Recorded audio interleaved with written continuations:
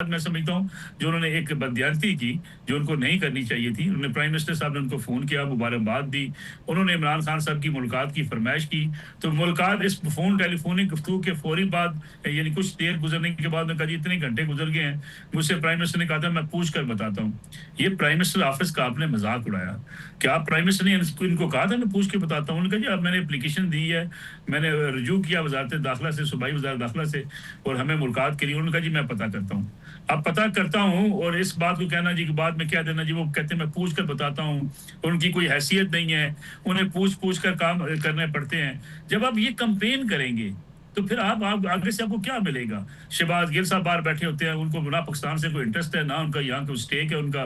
وہ یہ جو سوشل میڈیا ان کے جو ہے نا ہرکارے باہر بیٹھے ہوئے, سب سے زیادہ عمران خان کو جیل میں وہ رکھنا چاہتے ہیں. وہ چاہتے ہیں عمران خان صاحب جیل میں رہے. وہ روزانہ ایک شرطی چھوڑیں گے تاکہ عمران خان صاحب جیل میں رہے, نہ معاملات طے ہوں, نہ کوئی مذاکرات ہوں, نہ بات چیت ہو. خان صاحب باہر آگے, ان کی سوشل میڈیا کی جو ویڈیوز وائرل ہوتی ہیں وہ بند, ان کی روٹی روزی بند. جب ان کی روٹی روزی چلنی ہے عمران خان کو جیل میں رکھنے سے, تو یہ لڑائیاں کراتے رہیں گے. یہ صلح دیکھیں, سیاست دان ہمیشہ بات چیت کرتا ہے, سیاست دان راستہ نکالتا ہے, سیاست دان آگے بڑھتا ہے. کہیں اس کو 2 قدم پیچھے ہٹنا پڑتا ہے, کہیں 2 قدم آگے جانا پڑتا ہے. یہ جو نان اسٹیک ہولڈر ہوتے ہیں نا, جن کا کوئی واسطہ ہی کوئی نہیں ہے, نہ جنہوں نے جناب باہر بیٹھ کے, وہ ایک محیط پیر زادہ صاحب ہیں, میں کیا کہوں ان کے بارے میں. اب آپ کو پتہ ہے ان کے دبئی میں ان کے اوپر کیا الزام لگا تھا. اب اس قسم کے لوگ چاہتے ہیں کلیش, تصادم, اور تصادم کے نتیجے میں پی ٹی آئی یہاں جو ہے مشکلات کا شکار ہوتی ہے. یہ باہر ڈالر کما کے مستیاں کرتے ہیں. اچھا ٹھیک. اچھا ملک صاحب, پی ٹی آئی نے آج باضابطہ طور پر محمود خان اچکزئی کو اپوزیشن لیڈر کے لیے نامزد کیا.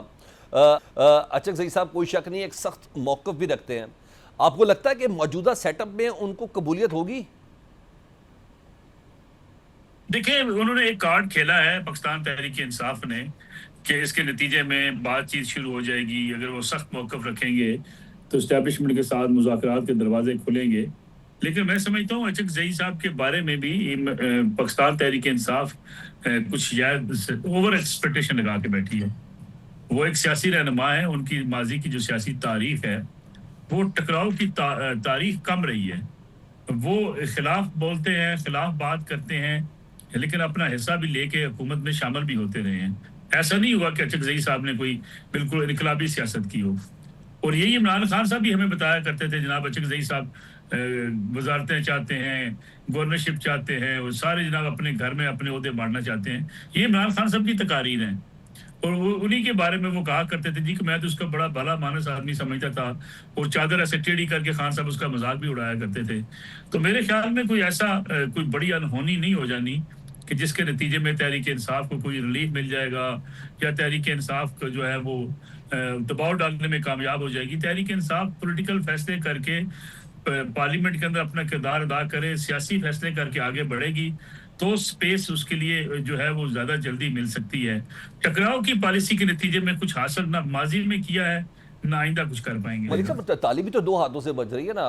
عدالتی احکامات کے باوجود عمران خان صاحب کی بنگل اور جمعرات کو ملاقاتیں نہیں ہو رہی, سہیل آفریدی صاحب کی بھی ملاقات نہیں ہوئی. ان کا جائز ہے کام کہ بھائی وہ اپنی کابینہ کے حوالے سے مشاورت کرنا چاہتے ہیں. یہی وجہ پھر انہوں نے کے پی کے سلسلے میں جو اجلاس تھا اس میں بھی شرکت نہیں کی. وفاق کو پولیس کی گاڑیاں بھی واپس کر دی ہیں.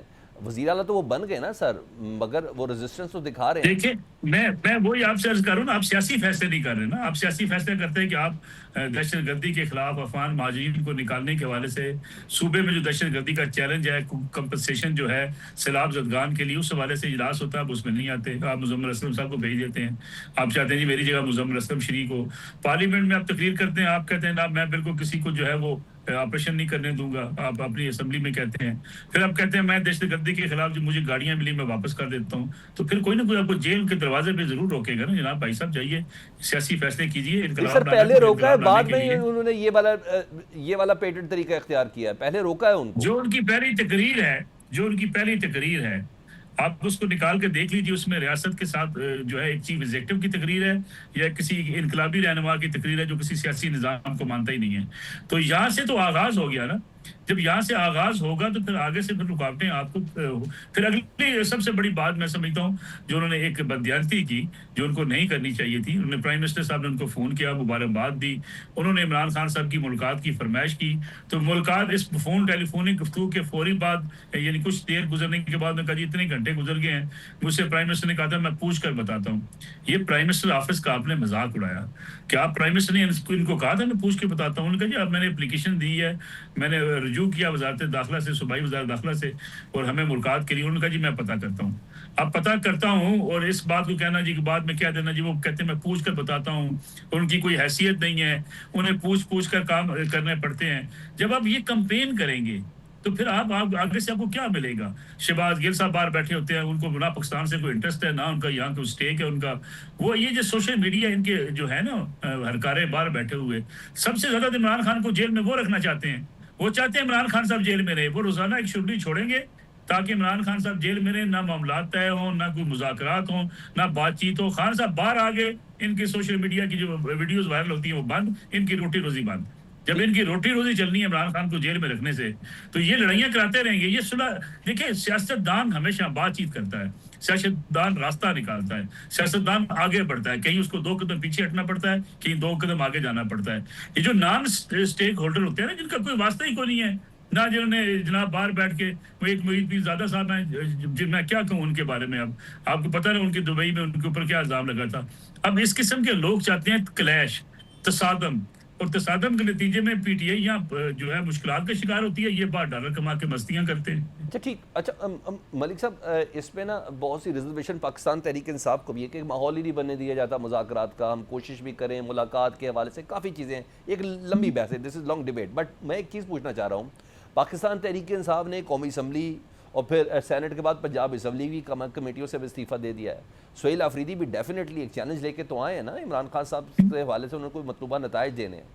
اگر وہ نتائج نہ دے تو آپ سمجھتے ہیں کہ اس حد تک جایا جا سکتا ہے کہ اسمبلی کو ڈیزالو کرنے کے آپشن پر غور کر لیں؟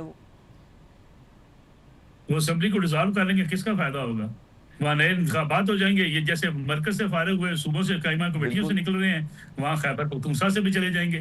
یہ تو غلط فیصلے ہیں. میں اس لیے عرض کر رہا ہوں, ذرا ایک تصور کیجیے, ایک لمحے کے لیے میں آپ اگر 1 منٹ لے لوں, ذرا تصور کیجیے عمران خان صاحب کے خلاف عدم اعتماد کی تحریک کامیاب ہوئی.